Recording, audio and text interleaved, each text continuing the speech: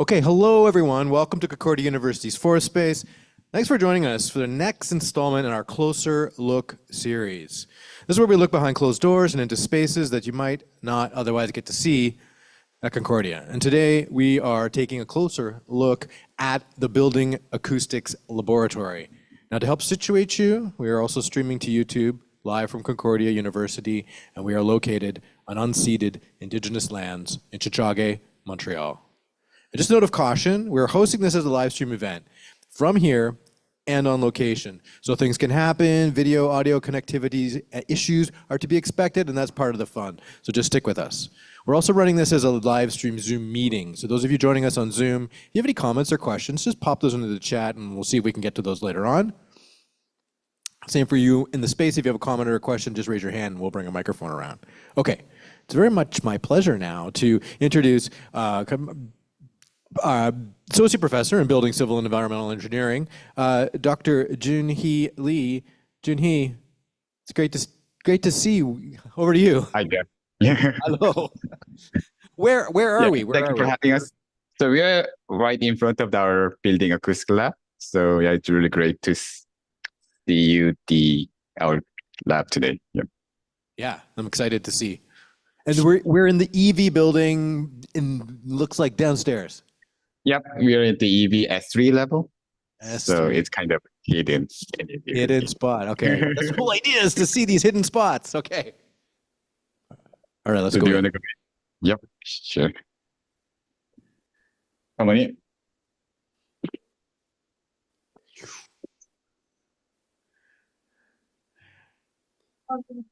Hi, Shiva. Yeah. This is our Building Acoustics Lab. Okay. So How many people are working in there with you currently, Joonhee? now we have 4 PhD students in this lab working on the research project related to noise and acoustic related to building. Okay. And on our side, our team, Isa, you're just taking a look around the space here, kind of get a sense of all of the different testing facilities. I don't know, we're going to need to know more about this, but just to get a sense of the scale of the lab. Yeah, that's great. Okay. Can you give us maybe a little introduction then, Joonhee, as to what's happening these days in the lab? So we are dealing with noise, sound, and acoustic in the building. So we do a project related any sound related issue in building. It can be office, it can be classroom, it can be a house, or it can be a hospital. If there's an issue related to sound and noise, yeah, we are dealing with those. So I used to work a lot of the office spaces. So we have a lot of the open plan office. And for space, you probably have the open plan office as well. And there's a lot of the noise there. The noise from your colleagues, and that can be very distracting. So I studied a lot of the speech privacy issue there and distracting noise. And these days, we are more working on the condominium noise, like the footfall noise from your neighbor from upstairs. Yes. And in wooden building and engineering wood, so those like floor really susceptible for those kind of noise, footfall noise and impact noise, we called it. And we are trying to find a way to how we can improve that insulation so you cannot hear the noise from your neighbors. Okay. Yeah. And that's specifically noise from neighbors, human-made noise, inconsistent noise, not like ventilation or air conditioning or... Yeah, that's specifically and mainly from the human footstep. And it can be of any dropping noise. So our PhD student, Enrique here. Hello. On the measurement, and he can introduce Yes. a little bit more. Yeah. So basically we can talk a little bit about how can we proceed about like the experimentations and what we can do to evaluate the vibration and the floors and all the types of structures that they want. But let's consider that we are like having here, it's a space that could simulate on a floor itself. And you have several ways to stimulate dynamically that floor and identify what should be like the vibration modes that you can feel like with your body and you can hear with the noise, right? Like the acoustic noise, right? Yeah. So let's imagine that we have like in here is a small sample that it's composed by like 2 accelerometers. Those little guys are responsible to collect the acceleration data of the response dynamically that you can have in the floor itself. And you can like simulate the vibration with several types of dynamic force. One of them could be with the tapping machine. This machine is a standardized one that will be generated like a frequency of impacts that will be delimited in a certain region of frequency that is standardized by the ISO. You can as well, of course. Just a question. This is a standardized tapping machine that you have? So like yes, you could get one for your own home and just tap.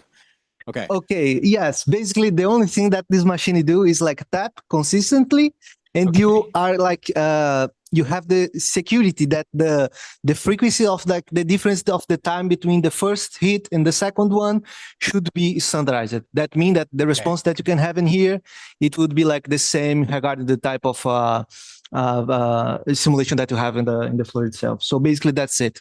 It's the meaning of standardized. Okay, so. Okay, so you can use as well, it's a hammer.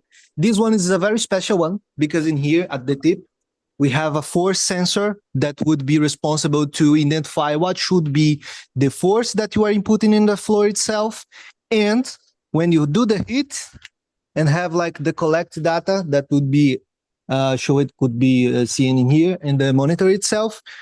Okay, let me do again. Do you guys see the response of acceleration? Knowing those two things, you can define what should be the damping coefficient of the floor structure. What this means? That means that you can have like the control for the decay of the vibration. When we start the hit, and you know what's the bouncing of the end of it. Okay. Right. So so the tapping machine is a very good machine to have this impact consistency like through the floor itself. But it's not the only way that you can have. We also have, it's the impact ball. This one is one like that would be simulate a human step, foot and step. And this is standardized as well. Okay, so you have a specifically weight and the dimensions and etc. that would be should be the same for all of the standardized impact ball that you have in the industry. So that's a good thing because the results that you can have, if I drop this in the floor, should be the same for all of them. Okay, so you can see as well, if I put in here close to the accelerometer as well, you can see like that accelerometers can collect the response of the impact in the floor. Okay, so that's it. and sorry, and what was your process then? Are you invited to visit existing buildings that are in progress? Or are you looking at like prototypes for new types of flooring construction, or where do you fit into the process? Yeah, it could be the both ways. For example, you can have a condo that is suffering from certain type of noise or even vibration that could be generating annoyance for the people that are living there. Okay, so if you are able to collect the correct data, the proper data regarding the acceleration of that floor itself, you can evaluate if the levels or even regarding the vibration or acoustically, it would be according with the, let's say, the construction standards for the human comfort. Okay. Another point, let's say that you want to develop a new type of floor and you want to understand how could be the comportment of that floor in the structure itself. You can simulate a structure in the lab, in your office, I don't know, wherever you want to do it. And you can like stimulate dynamically that floor, that new product that you are developing, right? Yes. And try to understand how can this product would be comporting in the industry itself as a floor for a residential or commercial building and etc. Okay. Thank you. Yeah. You're welcome. To add a little bit more context. We are doing both right now. So we are going out to the engineering wood building near Montreal, and we measure the actual performance of those wooden floor, CLT floor. Right. See the performance of current floor configuration. And also we are using some simulation, also in the case working on. So trying to find a better way, better configuration or material type to improve those impact noise insulation. For existing floors as well that have already been, okay. Now, And Doug, you might be able to see this, but we have a lot of equipment. There's more than just these things in front of us. So I'm hand you over to Shiva. I think she has some other instruments for us to. Thanks, Birdie. Shiva. Hello. Great to see you. Can you, Great to see you too. show us what you're working on? There is a lot going around here. Would you like to? I would say probably it's better to start with the handheld. Yeah, perfect. Okay. So this is the most important equipment for any acousticians. It's just. I can hold it. Thank you. So may I take out the pen?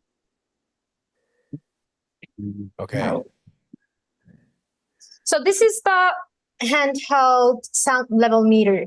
Basically, acoustic is the science of sound. So we are always interested to know about how noisy an environment is. Also, we'd like to know the levels across different frequencies. So this is a pretty specialized instrument to help us with that. We can define and try to. Yeah. Perfect. So we can basically define different templates based on the space we'd like to measure. This one that I already have here, that's the previous spaces we measured. It was the active learning classrooms at Concordia, basically. So, yeah, that was pretty fun. And you can see that I have here, if you can see it, 1/3 octave bands. So yeah, we're measuring the sound across 1/3 octave bands frequencies. Okay. And if I press this button, first I need to, because there was a previous recording. Now we're good. So if I press the start button,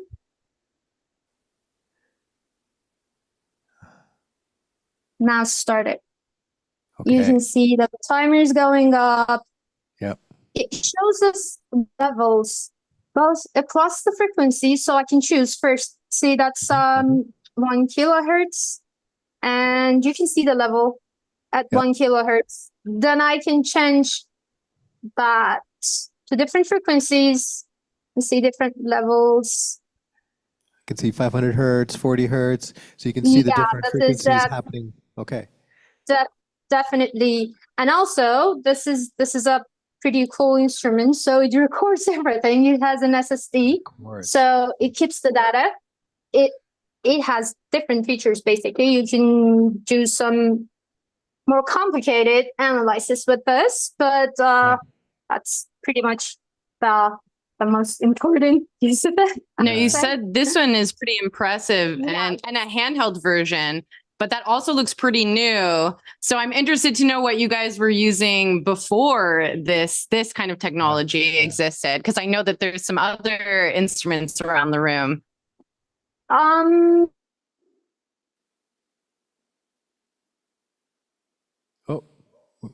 got a bit of a freeze there, team. We're going to hold. Probably finding a new location. This is the same. It's just new instruments offer more comfortable measurements, basically more compacted. You can do much more with one small equipment. This one, for example, is an analyzer as well. Before, you had to collect the data, then transfer them to another different instrument. Oh, this is yeah, like this is an antique, to be honest, but it's pretty cool. It's still working. This is what we Shiva, call... what is this? What are we looking at? This is an impedance tube. or standing Impedance wave tube. tube. Okay. Yeah, Standing this wave. is a custom made, to be honest. Uh-huh. That's pretty big nowadays. They're really small, portable sizes, but it was here. It was built here at Concordia. So Right. what it does, basically, the main use of it is to evaluate the absorption coefficient of different materials. Uh-huh. And how it works, see, you have at one end, you place the material, and at the other end, there will be a speaker There's a to speaker at generate the other end. sound. Okay. Yeah, basically, you heat the material with some sound waves, Uh-huh.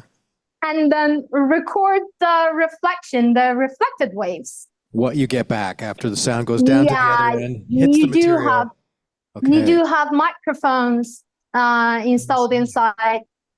Oh yeah. This that too. gives- Okay.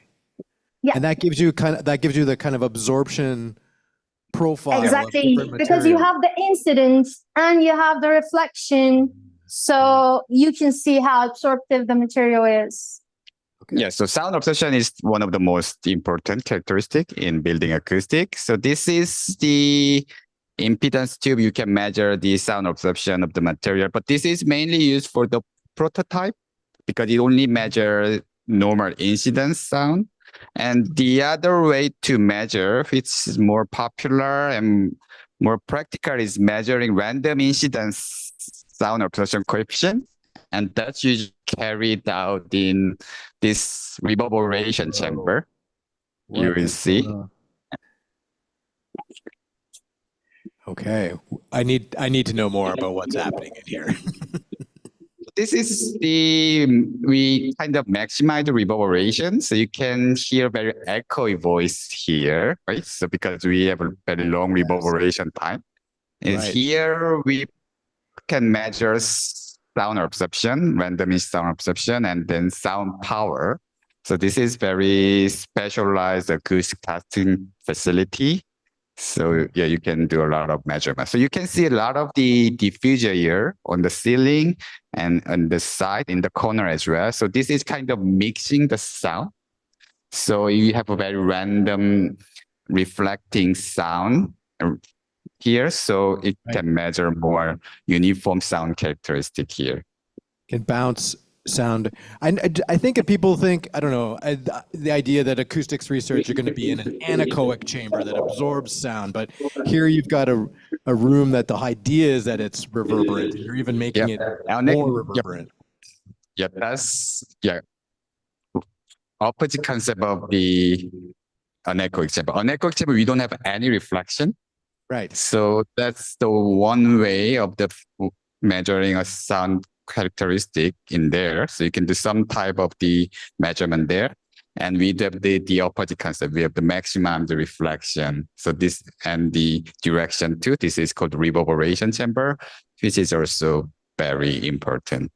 Yeah, facility in acoustic. Yeah, that's amazing.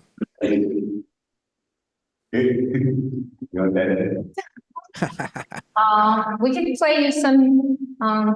You probably I noticed how echoey the environment is, so we can play you some sound. It's noisy. Okay. Do what we can hear.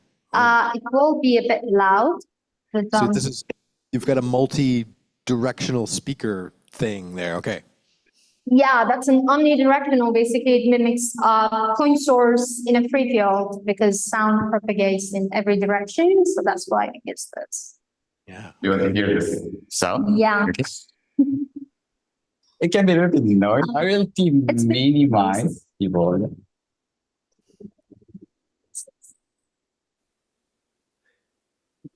Yeah. This is the pink noise. You probably heard before. And I can switch to white noise. Okay. I think our noise cancellation is getting rid of that. We have really? recorders. Yeah, we have recorders on the mics though, so we'll do a different mix for after the fact. But we're testing our Zoom noise cancellation right now. So you're playing pink noise and white noise. Yes, I I did. I hear it. I got it. You want to play again? that's a mix of all frequencies or Yeah. it's not too bad. Okay.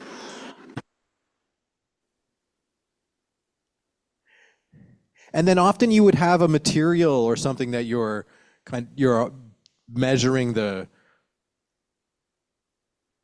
similar to what you were doing with the long chamber. Oh, yeah. So Yeah. in reverberation chamber, we place the sample on the floor On the floor. and measure the reverberation time with chamber and without chamber. And how much the sample observe the sound, we can calculate the absorption coefficient. Yep. Amazing. Amazing. And we have some sample here. Actually, many years ago, one company asked to measure sound absorption. So this is a leftover, actually. Those are like different types of flooring material or wall surface? This is what they use for the sound observer, I think. They had some kind of new material they had, so they kind of want to see how was the absorption performance of this material. Yeah. I think they used in... Yep. Manufacturers. Manufacturing, yes. Okay. Ask us to do They reach out to you and say, can you help us measure this new material? Okay. Wow. Exactly. Yep. Is there something else that you wanted to show us? Yes, Shiva want to show you our subjective testing chamber. Sure. I know there's a lot to see in here. Thank you. Richter, just because you mentioned the anechoic chamber, I'd like to see show you these panels. Right. See, basically, we can turn that reverberation chamber by placing these panels, absorption panels. We can turn it into an anechoic chamber. I see it. So, yep. You move those into the reverberation room and just cancel out the... Yeah, if you cover all the surfaces, basically, depends. If you want a full anechoic chamber, you have to cover all the surfaces. Then basically you get a near zero reverberation from the surfaces. So then you end up with a dead room. A dead room. Right. Yeah. Acoustic wise, of course. Oh, what do we have in here? Look at this. What? This is not what I expected. I don't know what I expected, but it wasn't this. Okay, what's happening in here, Shiva? This is a pretty cool room. So this is what we call an Ambisonics room. As you can see, there are several speakers. In our case, 12 speakers mounted on the walls, basically. And you see our cute human dummy in the middle. Basically, it has microphones in the ears. That's a very important acoustic instrument. It mimics a human being because it records the sound the way our ears basically receive it. Yes. So, I would explain Ambisonic as a 3D sound field. Imagine if you could listen to a recorded sound that places you right in the middle of a 360 degrees sonic sphere. So you have the sound coming from all different directions, which is not the case with most of the conventional speakers because they're directional. Even with a binaural speaker, you don't get that much of sense of space, to be honest.